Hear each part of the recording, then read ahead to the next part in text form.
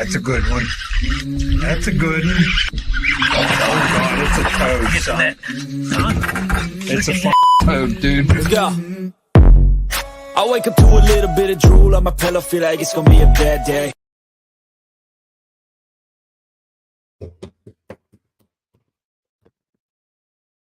What's going on, friends? Welcome back to Fishing Friday Live. You just got Pete and I in here today. Ben is a little busy with the One Cast Fishing business right now. And speaking of One Cast Fishing, head on over to onecastfishing.com. Use the code TheOneCast to save 10% at checkout. Get your lineup of snagless jigs, weedless net heads, all the different soft plastics that he offers, to include the One Cast Fishing apparel and, oh, by the way, the One Cast podcast apparel, which you'll see on his website. I got some bladed jigs sitting right here. Our good buddy David Fuchs is up in Maine right now. He's probably going to be ripping some of those through that natural vegetation up there. So hopefully, David, you catch some. But head on over, help support those who support us at onecastfishing.com. Use the code TheOneCast. When you're done there, head over to CarolinaWatersNC.com. Use the code TheOneCast. All one word at checkout. Save 20% off your order. Get you some gloves, UPF shirts, hats, all of that good stuff. T-shirts, casual wear. They've got the new children's T-shirts, which are super nice. If you got kids, you want to get them a super comfortable shirt to break in for the school year, because I know they're getting ready to go back. Head over to CarolinaWatersNC.com. Use the code TheOneCast to checkout. And then you can head to Hobie Eyewear. Use the link in the description, and I'll post it up in the chat here in a minute for everybody that's listening. Or you can go to our link tree, which I'll post right now because I have that memorized. And you can click on the Hobie Eyewear one and go to that link. And you'll save 15% off your order. So you can grab a $105, $110 pair of glasses. It works out to about $83. And yeah, check them out. Hobie Eyewear, HobieEyewear.com, but use our link that I'm going to post in the chat here in a second to get those. So yeah. Hope everybody's doing well. It is Friday. I am not fishing this weekend. I don't know if Trey's going to make it out or not. I don't know, man. We got a lot of storms rolling through the Piedmont region. It doesn't mean that I won't fish in the rain, but I definitely won't fish in the lightning. But, those fronts coming in with that pressure system, low pressure system and stuff, that a lot of times will trigger those fish to start a feeding frenzy. So if you hit it just right, you can go out there and have a phenomenal day on the water. But if you hit it wrong, you're going to get hit by wakeboards and stuff. And I don't know if I want to do that tomorrow or Sunday. So we'll see. Yeah, we got that. We've got a tropical storm coming that looks like it might hit us. Not 100% sure if that's going to catch us or not. They're still tracking that. So we may have a bunch of rain come next week. I've got to start getting ready to move in a few weeks. So that's right, man. Everybody knows, if you weren't on last Fishing Friday Live, or you haven't been following Pete's personal life, he and his wife are now technically permanent residents here in North Carolina. So congratulations to both of them on being homeowners here in the Tar Heel State. Yep, just about. We're about to wrap that up. We close on August 12th. So looking forward to, I'm not looking forward to the move. Nobody likes that. But looking forward to being down here permanently and getting that part over with and finally settling down. We've been living in a travel trailer for 6 years because I was here temporarily for a 2-year project. But yeah, looking forward to that. We might have our first house guest here in November. If nobody else comes down before that, David and his wife are thinking about coming down for an extended time when they come down to fish the SOBA event, which is the weekend after the next Take a Warrior fishing event. Trey's rocking the Take a Warrior fishing jersey that we're selling to help raise some funds for that stuff. Yep. If you're looking for a shirt to support a great cause, you can head to warriorfishing.org. You can order one of those jerseys, and all the proceeds go to getting our heroes out on the water. So we have that event coming up in November, which is November. I'm going to pull up my calendar. I don't know, but if you're looking to order one of these jerseys, what you're going to get is exactly what I'm wearing right now. It's got all the partnership logos on it. Yep. To include the One Cast podcast right here on my right sleeve, which is pretty awesome. And it takes about 8 to 12 days to get to your doorstep. So relatively quickly, or at least for me. And they fit. This is an XL, which is the standard size shirt that I wear. They're very, very comfortable. Breathability seems pretty good. And so I'm definitely going to be rocking it during the I might rock it during the Soba tournament too, Yeah. So Yep. So November 2nd is that, and then the 8th is the Soba tournament on Norman. So if you're looking to fish and help our nation's heroes, those are two good events for that. And then there's another one coming up. I'll get some details on, which is down on Lake Murray, which is another big event that we've talked about in the past. I just don't know the details on it off the top of my head. They just started taking registration and everything, so I'll get that out there. What's going on, Nick? Hope you're doing well, bud. So yeah, we were going to talk a little bit about news and stuff going on. Yep. So high school BASS championships going on. It's like 206. It's like 275 boats, 3 boats or something on Chickamauga, which I think is absolutely ridiculous. But hopefully everybody over there is having some fun and learning something. It's a lot of pressure on the lake, but it's a lake that gets a lot of pressure, so it's not that much out of the ordinary, I imagine, for that lake. What else was going on? So, Chickamauga's going on. There's a bunch of random like news updates. I guess in the fishing world, you talked about it earlier, but Major League Fishing is going to be live streaming their team event, right, up on Lake Erie in PA, which is your neck of the woods. So what are the dates on that? It's in August. It's August 25th is the first day. I can't remember. I think it's 4 days. So it's a Cup Series team, but that's not a team on the same boat. They're in their own boats. They can communicate via, I don't know if they use radios or phones or whatever, but they have an earpiece in. They can talk the whole time. It's kind of a cool deal. So you can check that out live this year. So should be pretty cool. Should take top 2 teams from every state for high school championship. Completely agree, Nick. I think North Carolina has like 27 teams there, and I just think it takes away from the accomplishment. It's kind of like we talk about, like, everybody's down on participation trophies and stuff, but like, if everybody makes it, then is it really a championship if you take 19 teams from one state? Go ahead, Ben. No, good. Well, I was going to say that, and Nick, you bring up a good point, and I think the next guest that we bring in, who might be a repeat offender, is going to kind of talk about like the expectation management in the industry, especially as it pertains to like professional angling and stuff like that. So you might see that guest pop up, which is going to be on a recorded episode next week. But that is part of the struggle in the industry, right? There's limited opportunities. There's a lot of opportunities, but there's limited spots at the pro level. And, you're not going to get there by everybody, fishing a championship together. Like you're going to be dealing with cuts and stuff. So we don't want to take away from those guys. Like they're doing great things and creating opportunities, but we also have to do some expectation management for the youth in the industry as well, because as we know, some of our buddies that fish the Pro Series, it's an absolute grind. And what I mean by that is a financial grind. So next year is going to be even worse. Oh, for sure. With the economy, the industry's hurting. Mercury just temporarily laid off 1,700 employees.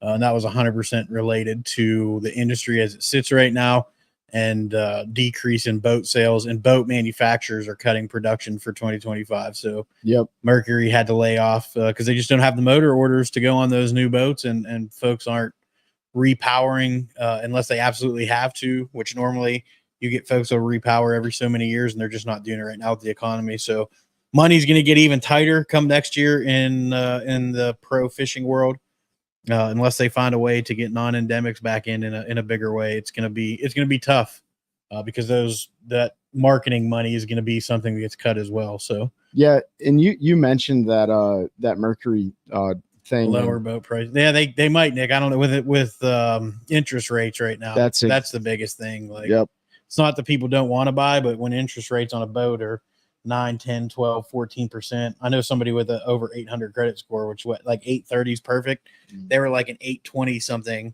and 9.5% was the best they could get on a boat loan. Yeah. I mean, if anybody is kind of pays attention to happy Friday, appreciate it. Man, Andy. If anybody pays attention to the market, the boat market, and you see the boats on social media that are being put up for sale by the pros, I mean, they're putting them up as soon as they order them. That's not out of the realm of normalcy, but at the same time, you'll see those boats go from, on bassboatsforsale.com and stuff like that. They'll sit there for months and months and months, and then they'll go through like 5-6 different price drops. And that just goes to show you right there, like people aren't being able to jump on those. And so, yeah, man, Mercury's laying people off due to interest rates being so high and them not getting the orders. I mean, it makes sense, right?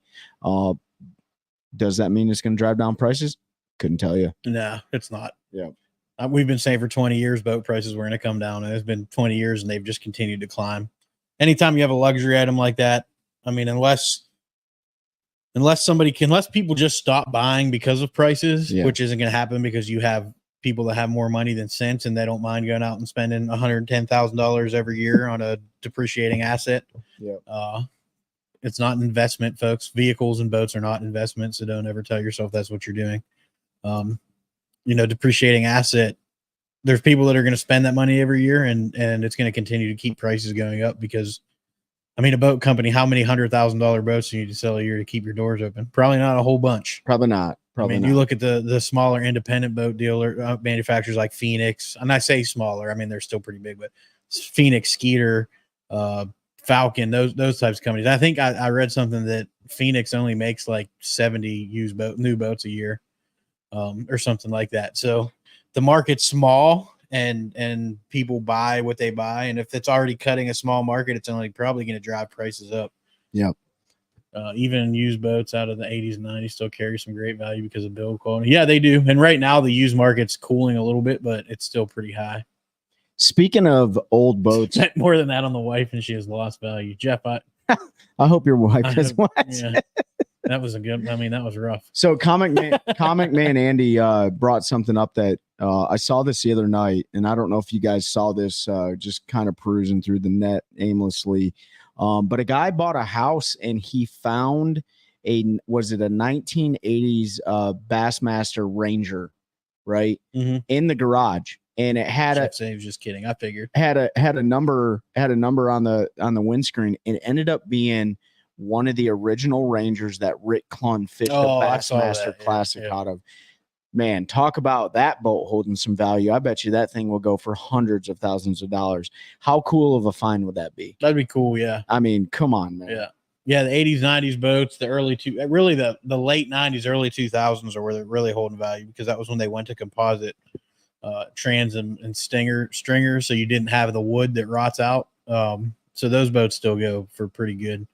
But yeah, the used market is cooling, but it's still everything's overpriced in the used market, in my opinion. But it'll be that way for a while. What else? Was there other news we want to talk about? No. So I mean, I looked it up earlier. This happened in July. I thought this was really cool. Like, I always go to like wiredtofish.com if you guys don't like keep up on like bass fishing news and stuff like that. But there was a late state record in New York caught 12.35 pound largemouth out of Cayuga.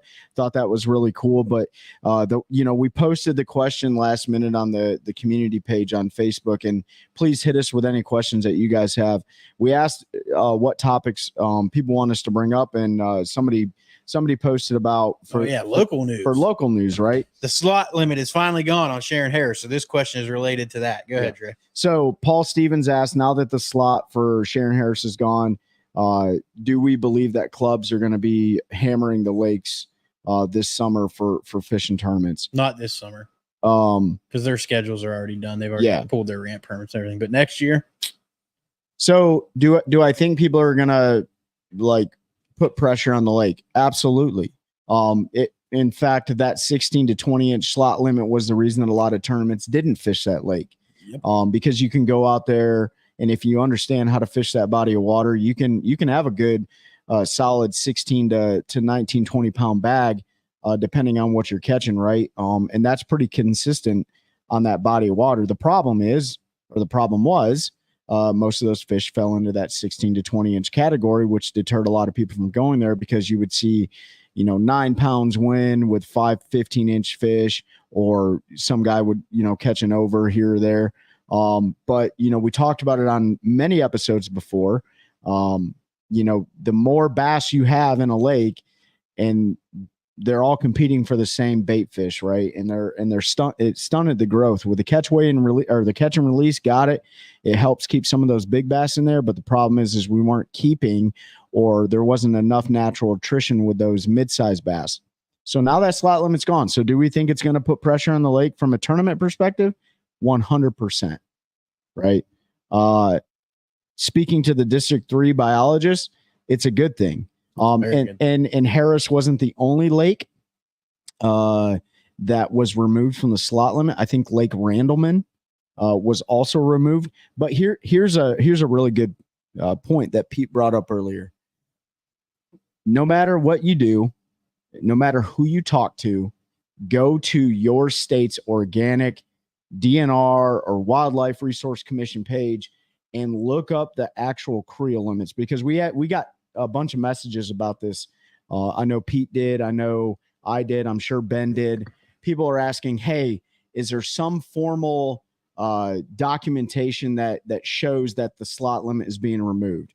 The answer is no. Just read the regs. Read the reg. They changed the regulation. So the lack of text in the regulation will tell you the story. So for instance, for ncwrc.org, you can either go on their website or you can download their app on your phone, which is the Go Outdoors app. And that will pull, you can go right into the fishing regulations and you'll be able to scroll and see what the black bass creel limit is. And it'll tell you the state creel limit. And then if there's lakes that are specific to the creel limit, it will annotate those specific lakes. And I think Pete's trying to pull it up right here. It's not ncwrc.org or whatever it is. Or NC Wildlife. Sorry, ncwildlife.org. I almost went to some naughty. But yeah, I mean, the point is, and so funny anecdote, and Pete brought this up earlier. We were fishing a lake last weekend, and and the ranger came up to us and wildlife officer too as we were launching, and they checked our licenses. Well, that was on the backside. So while Pete was in the water, I was speaking to the state representative and I asked him specifically about the lake. Now it's my job to go onto the website and check the laws. I had a pretty good, I would assume that they would know them too. And I asked him specifically, what's the regulation on the lake? Because some lakes have like weird regulations that you just may not see. Yep. And he said, no, you're good. State laws apply. Yep. No, there's no special regulation. Well, that's absolutely false. There's a 16 to 20 inch slot limit on that lake, the same as there used to be on Sharon Harris. And so if Pete and I would have caught a bass, which we didn't even have a single bite, we skunked on that lake.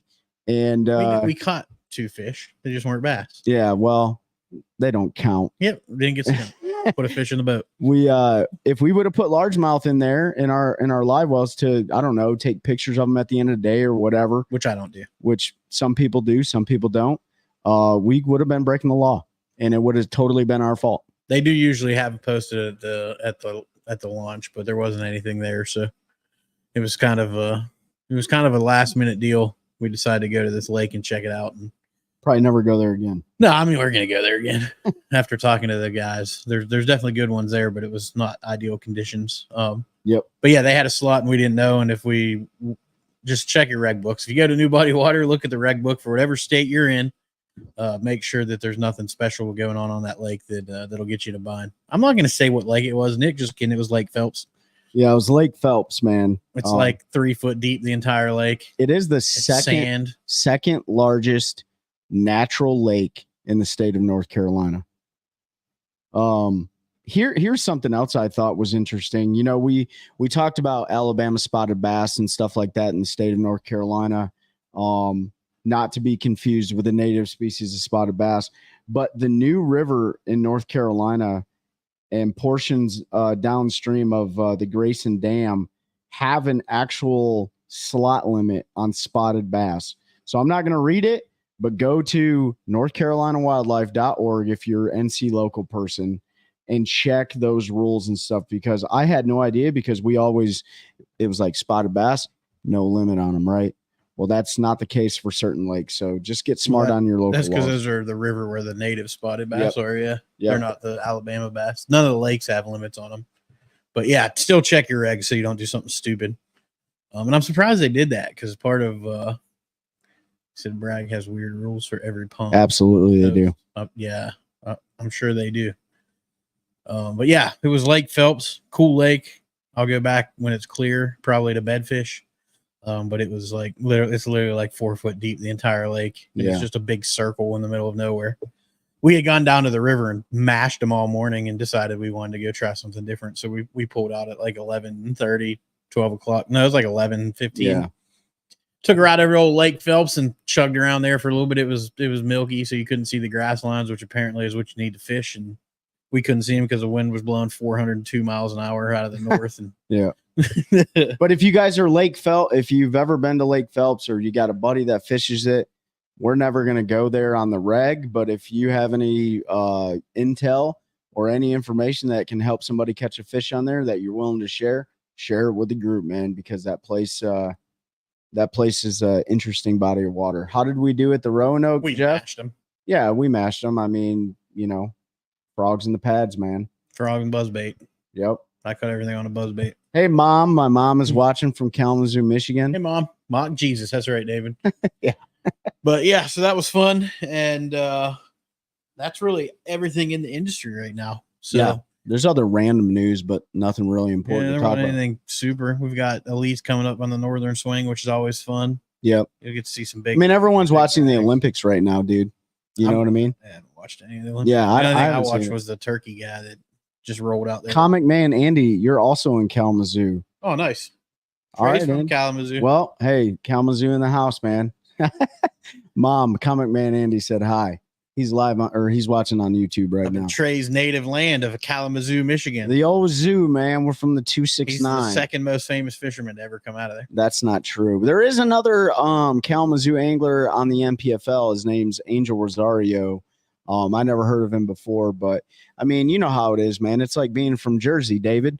You can't go anywhere without hearing about Ike and Ellie, right? Same thing in Kalamazoo. You can't go anywhere That's why without I hearing. said you're the second most I mean, famous. Dude, I am not the second most famous. KV, I mean, there's way more. Jonathan Van Dam's from there. So, Who? yeah. Yeah. He would be the most famous if Kevin Van Dam wasn't from Kalamazoo. It's kind of hard. He's got a little ways to go to catch up to him. So Comic Man Andy asked if we ever smallmouth fish on the rivers up there.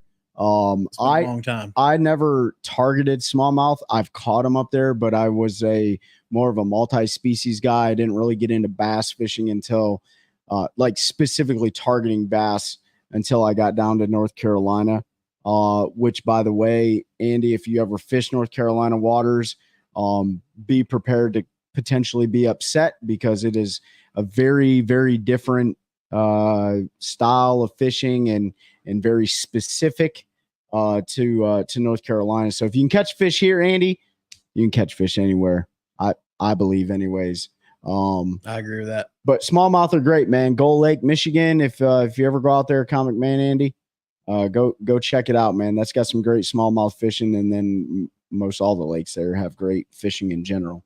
Yeah, there's a couple guys from New Jersey fishing at that level, but nobody knows any of them except for Ike and Ellie. Yeah. I couldn't name any other one. Jeff said we Isn't need De Palma from there? Yeah, Greg De Palma's from there too. Yeah. Okay, so I know two. Fished in sea, but only in Camp Lejeune. Oh yeah. Comic Man Andy, you must have been a Marine.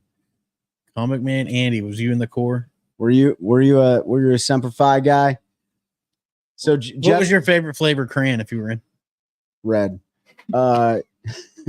You should. Jeff said we need to do an episode on the water while fishing. We keep talking about it. It just Service is the biggest problem. yeah, service is tough, and then trying to figure out like how to make it work without hooking each other. So here's the Red. He was right. Red was his favorite. red is You his called favorite it. color. That's You the knew. color of the Marine Corps, That's man. right.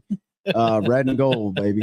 But thank you for your service, Comic Man. Yeah, Andy. thanks, Comic Man. We're all about like supporting our veteran community. Obviously, we promote Take a Warrior Fishing, Heroes Harvest, FX3, focusing on veteran suicide awareness, special operations bass anglers, any organization that's out there to support our veteran first responder community, those who put their lives on the line for our safety.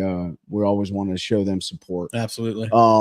Yeah, That's something we want to do more of, Jeff, is like educational on the water stuff. But but the problem is we don't ever turn the cameras on. yeah, I get too caught up in fishing. Yeah. Forget to turn the cameras on, and then we're like, that'd be awesome. And then yeah, it's never on camera. So Jeff, we 100% would have had phenomenal, and I mean phenomenal tournament footage for this year. And Nick can attest to this because they got to hear all the menagerie of stories that happened after the fact, because we all roomed together this year, which we're going to do next year. I'm assuming I'll sign us up for it. We're all rooming together next year on the Fishers and Men Trail. But we had awesome moments last year, or this year, I guess. Yeah. And we didn't capture a single one. Not a single one. Not a single one. We'll have them rolling next year. And I plan definitely to run them at the national championship. Yeah. I plan to do a better job next year. So, yeah. Because there was some stuff there that could have been, probably could have won America. And it all happened. I feel like did it all happen to me? No, I mean, it was definitely tag team. Like you had the almost went swimming in Gaston when you stepped on the golden rule about went over the side while trying to land a fish with a net. Yeah. And then the one that got wrapped around the log on Jordan at the last second was kind of both of us. Yeah. I was trying to control the trolling motor. The fish was wrapped around the stump. You ended up to your shoulder to grab it. Yeah, that was awesome. You need a camera boat. I might know a guy that can video and a guy with a boat. We're not that big yet. Yeah, we're not that. We're not that important. But you know what? You don't have to be. I think there's a lot of great stories that a lot of us just don't know about. And we won't know about them because they never get caught on film. Those are the things that we love to go back to the house and drink a cold beverage and talk about. We definitely had an experience this year. I know Mike and Nick did. They had some awesome. You guys need to qualify. Yeah. So for those of y'all don't know, Mike and Nick, they fished a trail. They finished second in Angler of the Year, and they won a Derby this year, and they came in second place this year. Like they crushed it. And that's who we were neck and neck, man. Like we went back and forth. And it was awesome.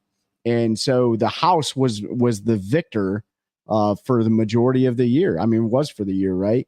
And so Mike and Nick have to fish a regional championship. And then I believe, take the top 20%, correct, Pete? Yeah. Top 20% of the regional guys. Hickory is our chance for it. Yep. So hopefully Mike and Nick go up and crush it on Lake Hickory. And then we're all rooming together down at Lake Murray, South Carolina. And we're going out there and mashing them. Yeah. And we can hopefully finish 1 and 2 for the home team. So that would be wild. Yeah, for sure, man. On a lake I've never fished. Yep. So if y'all got Lake Murray juice, hit us up in the DMs, because we don't have a no information rule yet. But I mean, we're gonna go out there, find our own fish. We're gonna do exactly what we did this year, which was create a plan, stick to our plan, be able to adapt and adjust if necessary, and keep our heads held high. Doesn't matter what the outcome is, because we know that we're gonna go out, give it everything that we got, and hopefully bring in 15 bass over a 3-day period. The one thing I'll say is it's probably going to be a sight fishing tournament. So I feel really confident in being able to compete with anybody in the world in a sight fishing tournament. That's right. And in order to do that effectively, if you want to enhance your vision, get your hands on some of those Hobie Sightmaster glasses, specifically in the floating frame. I recommend that way, if they fall off your face for some odd reason, you just pick them right back up, which Pete just dropped a link in the chat. Yep, save 20% on them bad boys. That's right. Or 15%. 15%. That's right.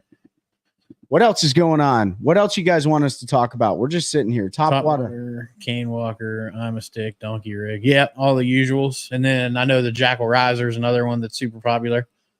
Good luck getting your hands on them.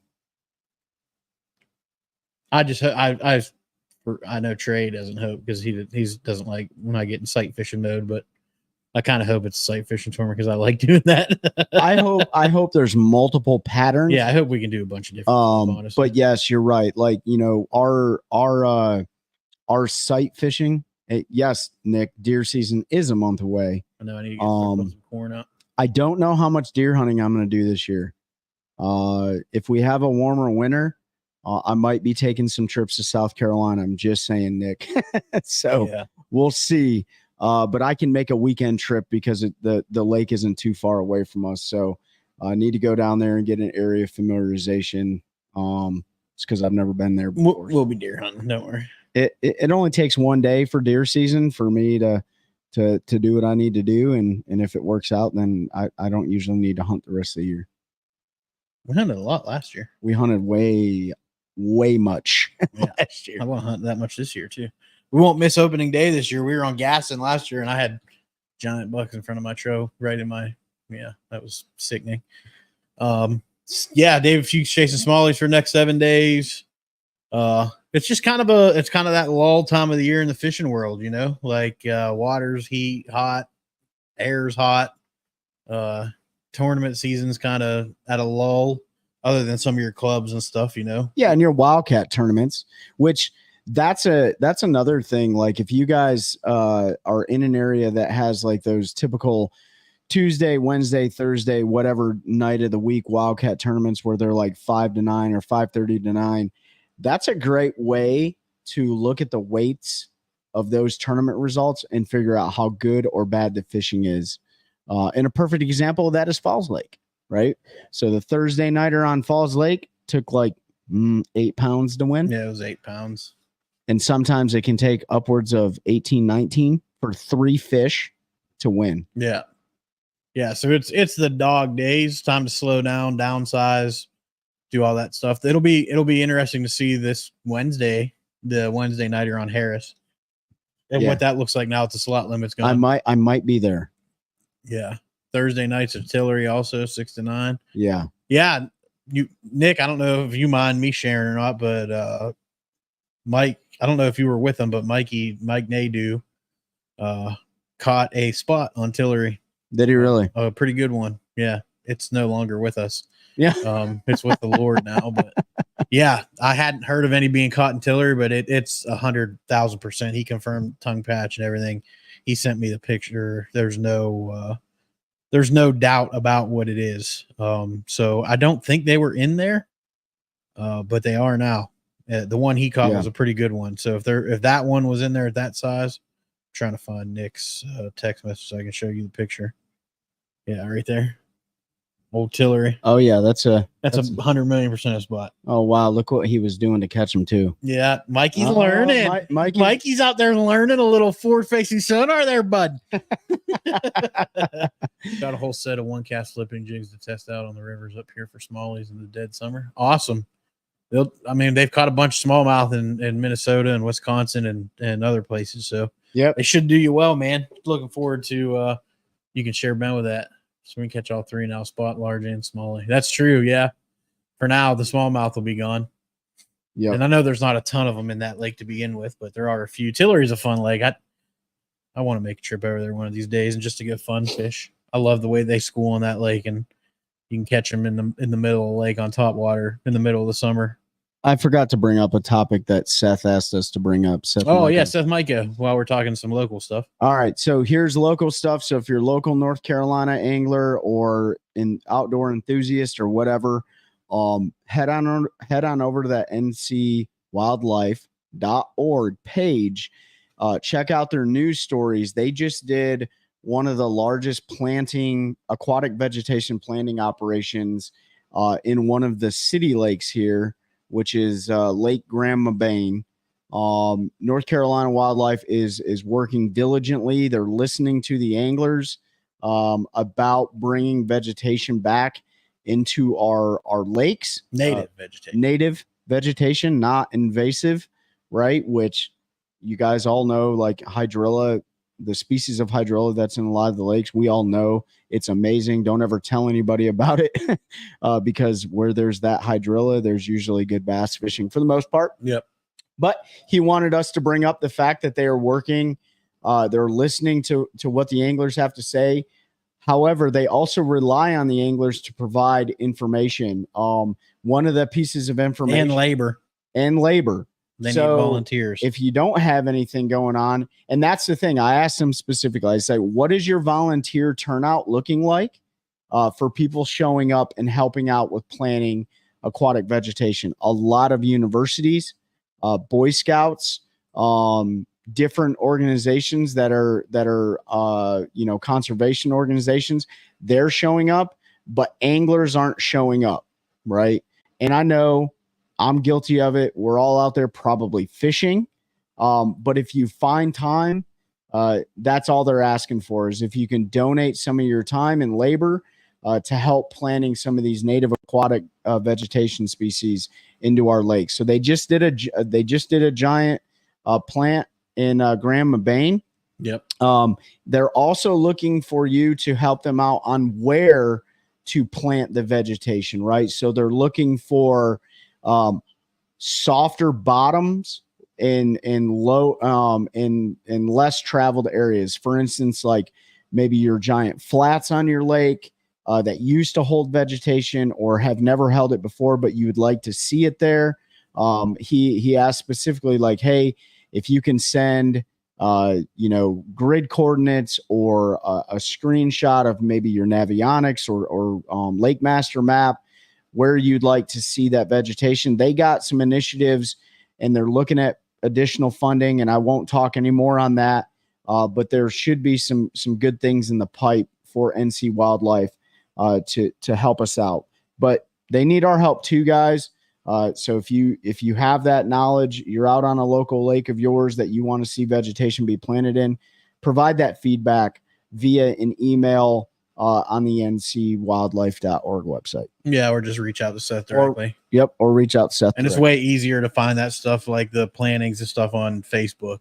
Their website, as far as that stuff, kind of sucks. But if you go on their Facebook page, they post like when it's coming and where you can sign up to volunteer and stuff. So I definitely want to do that if they come to a more local lake. Graham Ebane's a little bit far for me, but yeah, it's nice to see that. And I know there's some more stuff coming on Harris as they continue to get those plants to take root, which are working in certain areas. I've already sent them 3 spots. Yeah. You know what I'm saying? And there's already some that are taking space. If you know where to look, we found some grass that has taken root that is not in the cages anymore. So, someday if we help, Harris may have grass like it once did. It's just going to be native grass and not invasive. So, right. I know a lot of folks like to think that it's a conspiracy and that the Wildlife Commission hates us anglers and they're just trying to destroy our fisheries. But we've gotten to know the biologists and they do care. They are limited in funds and all of that, but they do what they can. So we've got to work with them to make things better. And I still give credit. I still take some credit on Harris slot limit finally going away, because we put the bug in Corey's ear 2 years ago, or about over a year ago. Saying, hey, you guys, you really need to take a look at this. And he's like, we have been. Every time we've taken it to try to reduce the slot, the fishermen come out and it gets turned away because they don't want it. I said, well, you may want to try again. Yeah, because it had been quite a few years. So are they going to try and get rid of the grass carp? I mean, they're going to eventually die. They don't live forever, and they don't breed. But I can tell you that the increased presence of bow fishermen, I've seen a growth in it. I mean, just from I also noticed this year a decrease in the number of grass carp. Still a lot of common carp. But compared to last year, the number of grass carp that I saw on Harris was significantly less. And listen, like grass carp or the carp are necessary. And Jeff, we just got that pic that you sent Pete. He sent me deer pictures just chilling in his backyard. I'm gonna get snipe that dude in the face. But a healthy balance of all the native fish is necessary, right? And right now, Nick, that the most populated issue is the largemouth, right? One of the largest issues is how overpopulated the small largemouth are. Stunted in that slot. So give your friends on Facebook and Instagram and those who like to keep bass, show a little grace. I'm even thinking about going out there and harvesting 5 of those, 15 to 16 inch bass over a few week period to have a fish fry. I'm not a bass eater, but you can make anything taste good when you deep fry it. Like, let's be honest, right? Same thing goes with the Alabama spotted bass, right? Yeah, you love to catch them, but they're a problem, right? So don't hate on people for keeping bass. The whole catch and release theory is great, but you have to be mindful of how many fish are in there. That's an invite for sure, Nick. Anytime you want to get. All you got to do is call for the fish fry. Maybe we'll just go get a bunch of bass and do a housewarming fish fry. Oh yeah, we could do that. No, I won't eat bass in the summer. Yep. Their meat gets mushy in the summer. Once the water cools down a little bit, you can't tell the difference between a bass and crappie. I don't care what anybody says. But in the summer, their meat just gets mushy. I don't know. Yeah. I don't even like thinking about it. But yeah, we've been talking about doing that, going out and taking some of the 15 to 17 inch fish out of there, because there's 800 gajillion of them in there. I will say though, we also caught some really nice ones this year that were that upper slot, like those 4-pounders, quite a few of those. So tournament weights are going to be fun to watch on that lake. And there'll be natural attrition through the tournament weights, right? There's going to be fish kills that happen. Hopefully the fish kills aren't the 6 to 8, 9 pounders. Hopefully they're the smaller ones, but you know, I mean, there's if they were going to kill the 6 to 8, 9 pounders, they were going to kill them anyway, because they were outside the slot. Yep. And you know, there's natural attrition, just catch and release fishing. I forget the exact percentages, so I'm not going to say it, but even catch it and immediately release, there's a certain percentage of those fish that die every time. Part of the problem, and I know this is going to be controversial, but I'm going to say it, is everybody thinks Harris is super pressured, and it's not. No. So there's not as many people out fishing Harris, catching the bass. So even that catch and release attrition rate is not impacting the population, because there's not as many people out there doing it. So now you'll get some tournaments out there. You'll have natural attrition even through catch and release, and then you'll have some of that tournament attrition, and it'll help balance that. And then hopefully some of those folks that do like to eat the bass will go out there, because you don't see them. And you know, there's certain demographics of people that eat a lot of fish, and we see them on Jordan a lot of times out there catching fish. You might start to see some of those folks on Harris now that they don't have to be as concerned with lengths and getting busted for you know, not being able to keep what they catch. So I will say this: if you've been out on any of the, specifically Harris, but I've seen a really, like, a daily presence of the sheriff's department. Yeah, they pretty much live. They have been living on the lake. You guys do know, or we talked about it before, there's been a fatality this year on Harris. It was before the summer really hit. Well, they just capsized the boat a couple weeks ago on Harris. Yep. And then they just capsized the boat. But I can tell you that they are not, the sheriff's department is not looking for anglers as much as they're looking for people with alcohol and, you know, littering and safety violations and stuff like that. And they are hemming them up. And I appreciate that. Yeah. And it's not just them. I mean, we had a conversation with somebody that used to work for NC Wildlife as an officer, and he worked this area, and we were joking, because the only times I've ever been checked in North Carolina have been on the Roanoke River, twice on the Roanoke, and then now once on Lake Phelps. Yeah, I've never gotten checked on Harris, never gotten checked on my George, first never time. gotten checked on Gaston, Norman. And this gentleman told us specifically, like, yeah, we weren't looking for fishermen when we were out on those lakes. We were looking for those pleasure boaters that are out there drinking beer, littering, doing a bunch of stuff. He's like, we did check anglers that, you know, when they saw us coming, they were suddenly taking off the other way and things like that. But your guys that are out there bass fishing and doing that kind of stuff typically weren't the ones that they had the issues with. They were more worried about the safety concerns that Trey was talking about. You get them out there boozing.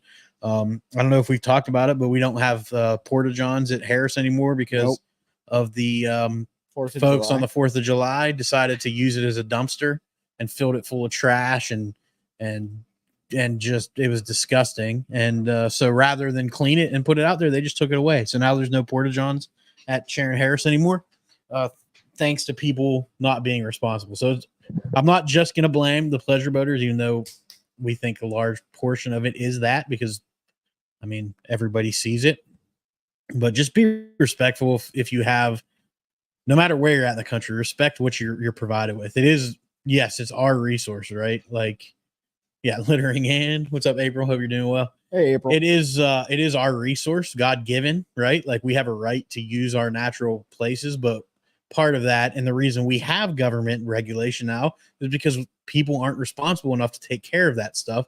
And so we got to have somebody police us and tell us not to throw freaking beer cans into the lake. Like, if people were just responsible and weren't crap bags, like, I'm here, I go on a rant, but if you were just responsible adult and you didn't trash the place, we wouldn't have to have all this government oversight. People are like, we shouldn't have limits on fish. Well, if people didn't abuse that and we're filling coolers full of fish, hundreds of fish that they didn't need just to do it, then we wouldn't have limits on fish, because we decimated populations to the point where they were basically, don't drink antifreeze. Where they were basically extinct. Like, and fishermen and hunters have been the leaders in conservation on those species And so I understand, like, I don't like government or eat Tide Pods. Yeah. I don't like government sticking their finger into everything that I'm doing any more than the next person. But I also understand why, because we can't even have freaking porta-johns at the launch at Sharon Harris without a bunch of jackasses going out there and filling it full of trash. Yeah. So now I gotta be a bear and now you gotta get I squat in the woods. Duty in the woods, you know. Get out there on old Hurricane Alley and just chuck up the bankside there. Here's a positive news story too in your local area, and if you're outside the state of North Carolina, you may have been dealing with this too. This is directly from law enforcement themselves, but they have apprehended numerous. I would say they've tapped into a couple networks of people stealing your catalytic converters. Yeah. At the ramps. So I think they hit 2 different networks of people. You guys all know that they steal catalytic converters because they have what in them? What is it? What's titanium? Yeah, whatever precious metal that's in your it's platinum. Platinum. Yep. Which then, you know, companies obviously jumped on board with selling catalytic converter covers and stuff. You know, certain vehicles were targeted more than others. Yep. That is not a cheap fix. Nope. So I had to buy almost $400 security plate for mine because they were targeting the specific vehicle I have, because it has 2 catalytic converters. Yeah. And they're both full of platinum. He has a Tundra. No big deal. But ain't nobody going after it now. But yeah, so those are things too, right? So you got limited law enforcement. We don't want government infringement anyways. But when we do need them, they're all tied up doing other crap. So, you know, we got to police ourselves. I think that's the biggest message. Just police ourselves. We do a good job. That's what we're all about here, is just making sure everybody's informed, educated on what the new updates are. We're not 100% updated all the time, but, you know, this is what's going on in the local North Carolina area. I'm sure it's happening in other areas as well. Yeah. So we have some of the best fisheries in the continental United States, hands down. Like, I'll say that, and some of our buddies that have came on the show, we have some of the best places to fish. They're tough. They're tough, but they're good. But they're good. Yeah. So hopefully we see some of these lakes bounce back, because the lake's going a cycle. We talked about that before. Look at Kentucky Lake. The Harris chain of lakes is going through that right now. Sharon Harris may be one of those lakes. Michigan Comic Man Andy. Yeah, dude.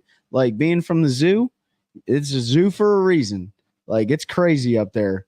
The highway, rest stops, truck stops, all of it. Yeah, man. I mean, Methville, USA, and I love my hometown, man. But, you know, so hopefully, Comic Man Andy, you listen to this and you're helping educate and inform those anglers and those hunters and those conservationists and everybody else up there. Like, you know, there's no reason to get in a pissing contest with somebody, but there's a tactful way of educating somebody on what's going on. And if they truly respect the resource, then they'll take the time to actively listen to you. They won't listen, but you can still hopefully. Nick said no more breakfast burritos from the gas station. I mean, you can still eat that breakfast burrito. You're just not going to have a toilet to sit on anymore. You're going to have to go up in the woods. Yeah, you might have to, like, Matt Robertson that stuff and, you know, hang off your steering wheel. There are some places in Harris, at least, you can hide to do that if you wanted to. I would just go out on the middle of Summer Flat and just go right off the power pole. It's nasty, but, you know, carry some Ziploc baggies with you and take your duty wipes with you. You know what I mean? Just let it rip right into the live well. I mean, that's gross, dude. So first of all, you can't duty in Pete's live well, because when he goes to clean it out, there's going to be like monster cans and all other sorts of stuff in there. That was like 4 fishing trips of our trash that was in there. And you got pool noodles in there, so you're going to be grabbing duty pool noodles. You know what I mean? Yeah, take the pool noodles out. Been there, done that on the show on River. So is my dad. It sounded like somebody dumped a 5-gallon bucket of water. So, you know, I'm wondering if that's why the new Nitros come with like a little waste paper basket that's inside their cooler. Hanging off the power poles, Nick said. Yeah, it might be why that waste basket's in the new Nitros. You just let it rip right into that bad boy and wash it off in the side. Jeff said we can't smack the bums because then we're the bad ones. Yeah, I know. You see people. It'd be nice just to be able to slap them in the back of the head. Yeah, Christine. No Porter Johns at Harris, but you said there's no fish in that lake anyway, so it's fine. Yeah, so you'll just the old bumper dumper. I've seen that. Yeah, that's an option, I guess. If you can figure out how to rig it up on the boat. I don't know if I'd want to take a bumper dump in the parking lot at Sharon Harris. How did this conversation you just never know where. This is why we don't script things on the one cast, folks, because you just never know where it's going to go. And right now we're talking about dukeying while we're fishing. So. Let me say something about dutying in the water. Okay. You need to check the lakes you're fishing, though, because certain lakes have very specific rules about bowel movements going into their water. I know. Oh, yeah, if it's a drinking water lake. So Lake Randleman here in North Carolina, there's a ramp fee of $15 unless it's changed. The lake is closed on Sundays and Mondays. You can't go over 15 miles an hour on that lake. It has giant bass in it, or it used to. You can't beach your boat and step foot on land. You must carry a bucket with you to put your pee and poo in.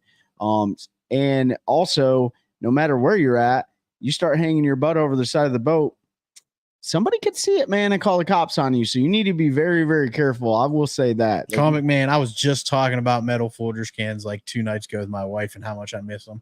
They were the best for everything. I bet you could order them on like Amazon or something, though. I don't know. Somebody's probably got them hanging around. They didn't last all summer, and then they would get stained with the coffee smell, so the dookie didn't smell quite as bad in there. Good gracious, man! I did not see this conversation. No, tonight, this reminds me. I appreciate this. If you guys haven't heard our episode, it was a long time ago. It was with Stephanie Hemphill Pellerin. She fishes the NPFL. Oh yeah, she peed in Harvey's carpet. Yeah, she peed on Harvey Horton's boat.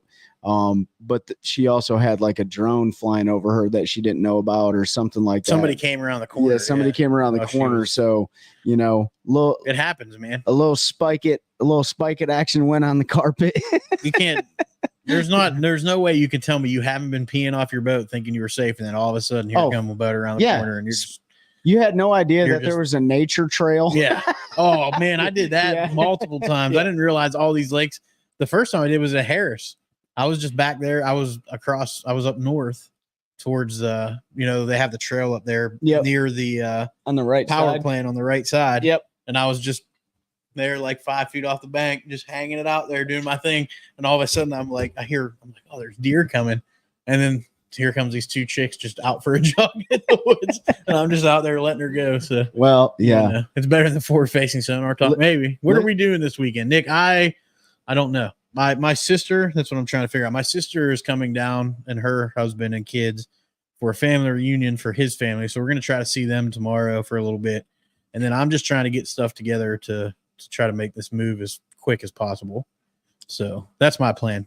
I don't know. I am actively and passively searching for, and Nick, you already know this, my daughter's first vehicle, which is going to be a midsize SUV at that $5,000 to $7,000 range. So probably with well over 260,000 miles on it. But you know what? Gotta start somewhere. Gotta start somewhere, man. My first car was a $500 Ford Tempo that overheated on me all the time. So, I learned a lot of respect from having to pay for my own vehicle and stuff like that. She's not in a position to do that. She's a full-time athlete and full-time student. So probably might do some driving around looking for vehicles and stuff. But I might go fish a local pond for a couple hours. I don't know. I'm still trying to figure it out.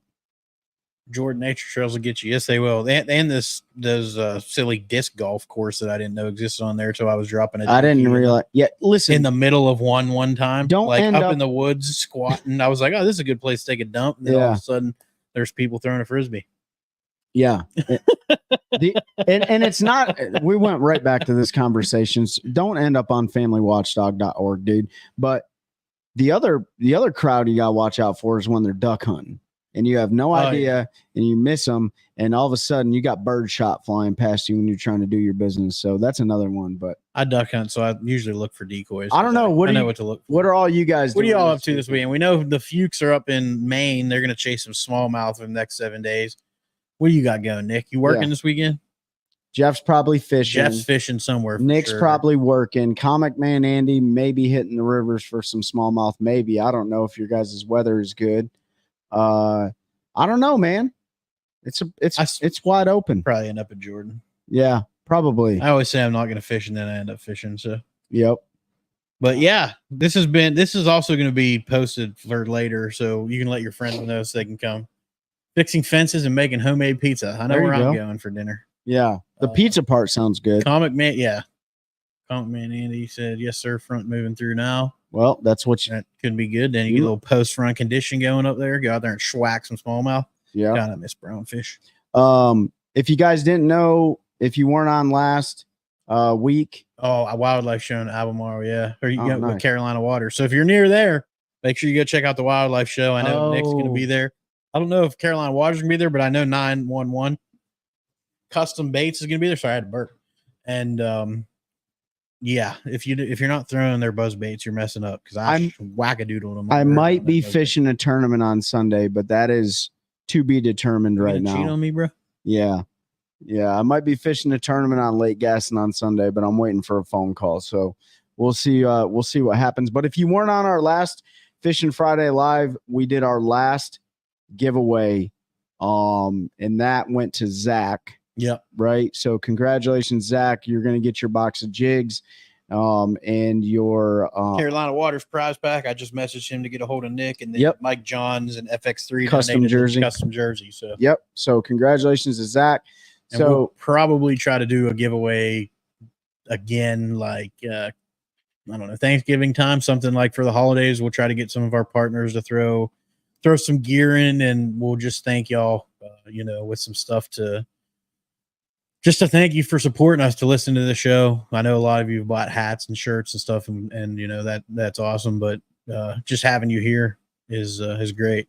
You told us, David, that she would get her baits when you all came down here. So that's where they are. If you come down here and you come to my house, I'm just going to let her go on the wall and pick some stuff because it's going to be full. Yeah.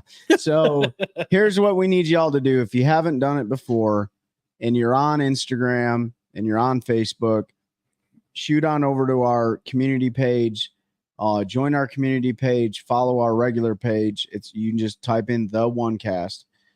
Pete's going to put our link tree in the description. You didn't spell that right. Yes, I did. Is it linktr.ee? Yep. Oh, well, that don't make no sense. That's not even how you spell tree. But anyways, head on over to our stuff and follow it if you wouldn't mind. It doesn't cost you anything, and it helps us out. Any of our episodes on either the podcast side, so Spotify, Apple Podcasts, all that stuff, leave us reviews, share it with your friends, especially those who love the outdoors as much as we all do. Yep. Follow us on the IG, the Instagram. We're constantly posting. We're consistently posting pictures and links and discount codes and stuff like that.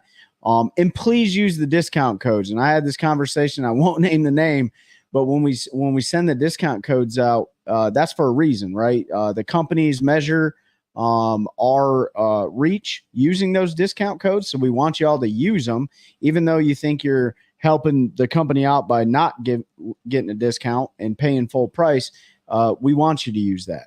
Right. So yes, Christine, David specifically. So if you're ordering from Did he order something, didn't use our discount? Yeah, he does it all the time. So onecastfishing.com, use the code the OneCast. CarolinaWatersNC.com, use the code the OneCast. What's up, Veda? Hope you're doing well, brother. Hobie Eyewear, use the link. That helps the companies that support us measure our performance. And then we got a new partner that's coming up in September. And then we might have another one too that reached out to me today. So. Yep. So we got some more partnership opportunities coming up, which is going to also offer opportunities for you guys. It's okay, David. Don't let it happen ever again. Yeah, don't ever do it again. Or I'll have to half right face you. Oh, half right. Do they do that in the Air Force? They're probably not allowed. I'm just kidding. You guys go up there and have a great time in Maine and catch those smallmouth. We're looking forward to the pictures. But, we appreciate everyone's support. We try to bring you all local news. We don't try to do all those tournament recaps all the time, but we are going to bring some of our pro friends back on to talk about some different topics. We've got a couple other Elite Series pros lined up too, going to be coming on here. Yep. We're probably going to wait till after the Northern Swing because it gets a little bit hectic, but they did do that? Okay. So he knows half right face. But yeah, we're going to get a few more Elite guys on, some more NPFL, probably do another recap with Brad and Paul of the NPFL. Yeah. the league to talk about what's going on. Nick, I appreciate that. Yeah, that was the kind of episode I want to do more often, where we have folks come on and really share how fishing has helped their healing through whatever it is. And if you haven't listened to that, please do. Yeah, we're on Spotify. Man, we drop a recorded episode every week. Sometimes it's our live that we put out for the folks that don't catch us live, but typically we try to do a separate episode every week. This time of year, we use these lives a little bit more just because there's not a lot going on, and guests are usually a little bit tougher to get in the summer. You think it would be easier, but they're trying to catch up with family and all of that stuff. So rather than us just running our traps 2 nights a week, we try to narrow it down to 1 and then put it out. But yeah, go check out that episode we just did with Rick, aka Bassing Through. We got his whole life story, and we've got a lot of positive feedback from that one. And that's the kind of interview I want to do more.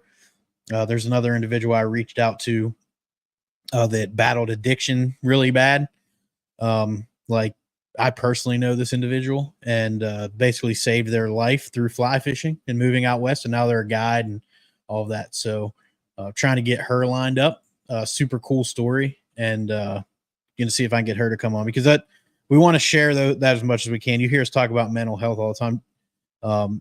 Jeff, I'll react in a second or comment, but we talk about mental health all the time. Whether you were military, first responder, or you're just an everyday person, we all are dealing with trauma.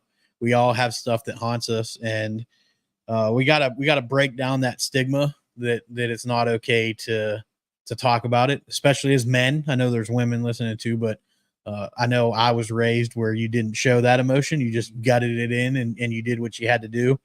And I saw my dad do that. My grandfather, I knew they were hurting, but they just gutted it up and punched through and did it. And luckily I was able to break that, because I don't know if I would be here with some of the stuff I've dealt with, some of the stuff I saw as a paramedic. And I know the same, like Trey and our other veteran friends, if they didn't figure out a way to deal with that, then you see that 22 a day number. And that has a lot to do with it. People are still afraid to talk about what they've dealt with and that stigma. So trying to get some more folks. So if you know somebody has used fishing to heal, and you think they have a story that can impact, even if it's one person's life, let us know. Shoot us a DM. If you have our numbers, text us, whatever, and let us know. And I'll try to get those folks on, because I think It's important. We try to share as many of those stories as we can to try to help as many people as we can. I'll tell you, and it's not all about bass fishing. This show it doesn't just revolve around bass fishing. So yes, Comic Man Andy, Mission 22, the Valhalla Project. Yeah, you've got your coin right there. I keep mine in my at my desk at work. Yep, we got the coin right here. Thank you to Mr. David Fuchs and his wife for bringing these down to us. Your story isn't over. Keep effing going, man. That's right. So he said I fished my way through 0406 after UMC. Yeah, USMC. Yeah, I mean, that's Fish and Save Trey. He's talked about it multiple times. It's been a part of what saved me. It's amazing what the outdoors can do to the soul, and we've been blessed to work with Heroes Harvest and Tag Warrior Fishing and Soba, and see people that have never fished get on the water, and people you don't even know will just open their guts up to you. Yep. It creates that safe space, and it helps them get that, and you end up creating lifelong friends. So that's what we're going to do. We're going to keep trying to spread those stories. So I appreciate the positive feedback on that. Jeff, I will get up with you this weekend. I may be able to take a ride and meet you and grab those baits from you. So let's real quick, 14-foot John boat and a 10-horse Merc saved me. Yeah, that's all it takes, man. We try to tell people all the time, even if it's beating the bank, like bassing through a kayak, John boat, you don't have to have a fancy bass boat to get on the water and go. You don't even have to fish. You don't even have to fish. You can just go. Just walking outside can save somebody. Just spending time outdoors is cathartic, and I think it's naturally cathartic for humans, because we're all animals, right? And when you get back to your roots, you don't realize how refreshing that is. And it is. It's good for the soul. Why do you think Rick Klon continues to be on the water every day of his life and connect with nature? I think he's just crazy. Well, he talks about it, man. Like that dude's full of wisdom, right? Oh yeah. So, but it takes all of us to share the message, and bring us all together so that we can that we can help each other out, right? There's not enough of us out there. So every single person that you guys connect with us and we connect together is just more troops that are going to help continue fighting this good mission that we're fighting right now. So absolutely. So a couple of dates I want to talk about before we sign off here. September 7th, take a warrior fishing. We have our second annual Warrior Fest, which is a tap yard in Raleigh cornhole tournament. We're going to actually do our Friday night live from there. There's beer, there's food, there's bands. It's a good fundraising event. It's a lot of fun. So make sure you check that out if you're in the Raleigh area. That's September 7th. I don't think they've put a start time yet, but the first band starts at 6. So anytime, around 6, just keep an eye at warriorfishing.org for details as that gets updated, as more info comes in. And then again, November 2nd is the Warrior Fishing tournament on Sharon Harris. That is an all species tournament. So it's just about going out there, having fun, getting a warrior on the water. If you're a boater and you're interested in going out and taking somebody fishing in that, you can go to warriorfishing.org and sign up. I'll cover that in a second. If you are a veteran that wants to fish it, same, warriorfishing.org. There's a veterans registration page. If you are a veteran listening and you are not registered with Take Warrior Fishing, go on there and sign up. We're getting trips now all over the country where folks are signing up to take people fishing. We send out, we're working on how that goes right now. It's an email or Facebook kind of reservation system. I'm working on something a little bit better to reserve those trips, but we've had everything from offshore trips to bass trips, Wisconsin river trips, Pennsylvania river trips, Great Lakes trips. We're getting trips all over the place, and it's just about getting warriors out on the water and an opportunity to experience that. So head to warriorfishing.org and sign up if you're a warrior interested. What was the first one before Take a Warrior? That was a Warriors on the Water. Warriors on the Water, probably. Yeah, that was a big event out here. Comic Man Andy, go to Spotify and look at or find the episode with our friend Hal Abshire, and that really breaks down what Warriors on the Water was. He was one of the ones that spearheaded that initiative. They're no longer operating, but now you got a lot of 501c3 nonprofit organizations that are trying to fill that gap. Yep. So again, that's November 2nd. Is the Warrior Fishing event for 2024. There's 3 prize categories: largest bass, largest catfish, and largest panfish. So they're also giving away some other stuff. And that's at Holloman's Boat Ramp. Holloman's, yep. Holloman's. So the last event we had was at Cross Point. This one's at Holloman's. So go to the website. Yep, go to the website, sign up if you are not. And then after that, if you're in this area or you want to travel to fish a really fun tournament, check out Special Operations Bass Anglers on Facebook. They don't have a website yet. Correct me if I'm wrong, Nick. I know you were working on that, but I don't believe it's there yet. But Special Operations Bass Anglers, just search them on Facebook, join their page. Their event is November 8th, which is a Friday. It is Veterans Day. And they do a really fun bass tournament that day. And that money, they pick a special operator who lost their life every year. There we go. teamsoba.org. We have a website now. So Nick put that up. I'm going to add that to our link tree, but I'm also going to type it in here for everybody to see. Head there, check out what they've got going on. They're a great organization. It's a super fun tournament. It's awesome. Dude, we had a blast, and it's only going to get bigger and better. And, it's a ton of fun. It's on Lake Norman, Spotted Bass Haven. In the fall, last year I never threw anything but top water all day and caught our fish all on top water. It's a great event. So make sure you check that out. teamsoba.org or Special Operations Bass Anglers on Facebook. You can sign up just by messaging them and they'll get you in there. And we hope to see you there. So that's all I got. Trey, you got anything coming up with Heroes Harvest planned? No, I will have more planned after I retire next year. Right now, Heroes Harvest is really big into the hunting. So if you are or know veterans that are looking to get into the outdoors and get on some guided hunting trips, some steelhead fishing trips up in Michigan, some turkey hunts, bass fishing right now is not on there. I'm the one that does the bass fishing, but you go to heroesharvest.org and you can see the upcoming trips. and then you register right on the website, and there's information that's required. And then we've gotten guys and gals on elk trips, steelhead fishing, turkey hunting, all sorts of stuff. Same concept, getting veterans in the outdoors, whether or not you're active duty or former military. And they do a fantastic job. They're more in the hunting realm, but we're going to build the fishing portfolio a little bit better once I retire, just based on time and resources. There you go. So make sure you check all those organizations out. They're linked in all of our descriptions on our podcasts and Linktree and all that. I make sure we keep that up to date. So check them out. Trey, you got anything else? No, man, we covered all the local news, the national news that we thought was important. We talked about dutying in the water. Duty in the water. So no, I appreciate everybody. Like I said, head on over to our Linktree, follow all of our socials, help support those who support us by using those codes, and help us continue growing a culture of anglers helping anglers one cast at a time. That's a good one. That's a good one. Oh God, it's a toad, son. It's a toad, dude. Let's go. I wake up to a little bit of drool on my pillow, feel like it's gonna be a bad day.